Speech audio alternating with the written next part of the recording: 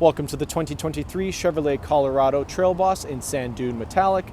This truck is powered by a 2.7-liter turbocharged 4-cylinder, bolted up to an 8-speed automatic transmission.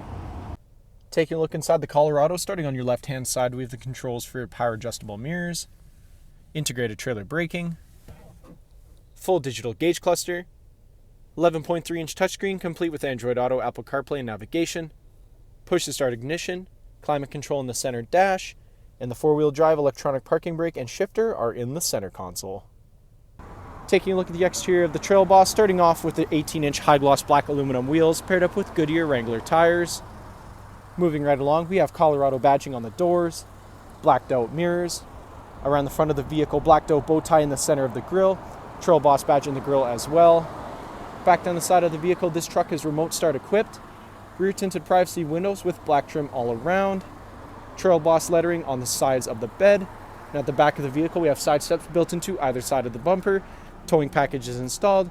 Colorado badge on the tailgate and single exit exhaust. Heading back inside the Colorado, back seats here come in a 60-40 split with under seat storage. Seats can be locked in the upward position, controlled by this lever here. Back seats are also car seat ready, and we have a rear sliding window.